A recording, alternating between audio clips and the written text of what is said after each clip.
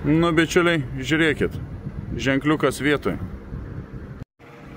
Kai kėliau savo senolį, kad nusipirkau, tai sulaukiau daug komentarų, kad pafilmuočiau, parodyčiau, kaip jį ruošiu ir ką jam darau.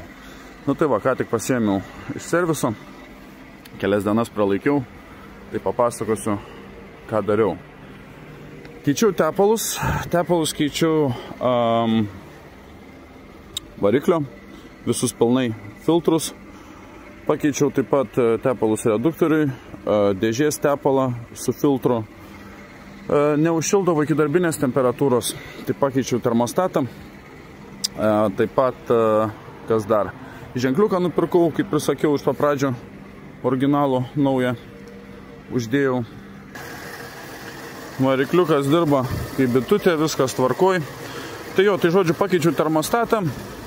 Čia man irgi kūrą leido pro vieną vietą, tai tokį vožtuvą reikėjo pakeisti. Pakeičiau tą vožtuvą.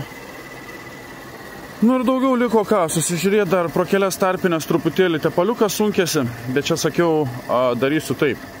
Kai jau nuspręsiu, kad reikia daryti, tai greičiausiai bus pavasarį. Tai padarysiu taip, žodžiu, trauksiu lauk visą variklį ir pakeisiu absoliučiai visas tarpinės ir visą kitą. Kad būtų, kaip sakant, čiki-piki ir pasidarysiu taip, jog plekiai ir dainuoja. Šitas posūkis irgi padurniuodavo, tai degdavo, tai nedegdavo. Tai žodžiu, sutvarkėm kontaktus. Čia būtent šitam posūkį viską, kaip sakant, susmeliavom, pasidarėm, kad būtų tvarkingai. Tai ta problema nebebūtų. Kas dar galvoju? Na, daugiau ką. Viskas gražu. Iš elektros, kas yra, viskas veikia. Tai va, kad ir pavyzdžiui, veidrodėlė, ne va. Oba! Pamt, užsilenkiam. Pamt.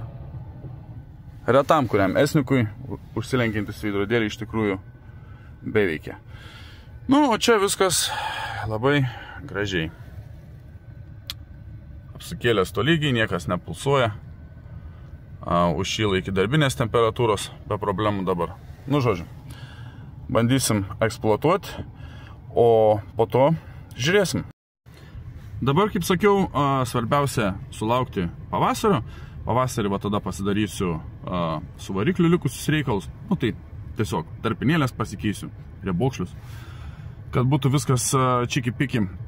Nu ir viskas dabar, kas reikalinga, viskas yra padaryta. Daugiau, kaip sakant, nematau ir ką.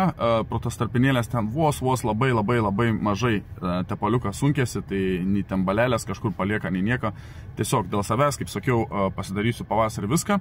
Nu ir aišku, tos sparnus reikės susitvarkyti, kurie pradėjo rudyti, tai pirksiu naujus sparnus, dėsiu visiškai naujus ir tiesiog dažysiu pagal kodą. Pusę mašinos, sakiau, dažysiu, kad atrodytų viskas gražiai, su perėjimais tvarkingais ant durų, kad, kaip sakant, visas priekis perdažytas, nesiskirtų nuo likusios mašinos. Nu ir viskas, manau, bus čiki-piki ir, kaip sakant, jeigu įdomu, rašykit komentaruose. Apie esniką galėsiu padaryti daugiau video, jeigu jūs domina, kaip sakant, kyla nostalgija.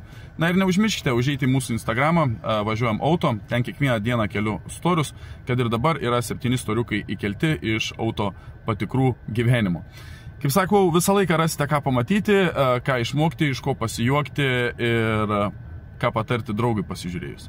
Ačiū dar kartą, lauksime jūsų Instagrame ir iki sekančių susitikimų.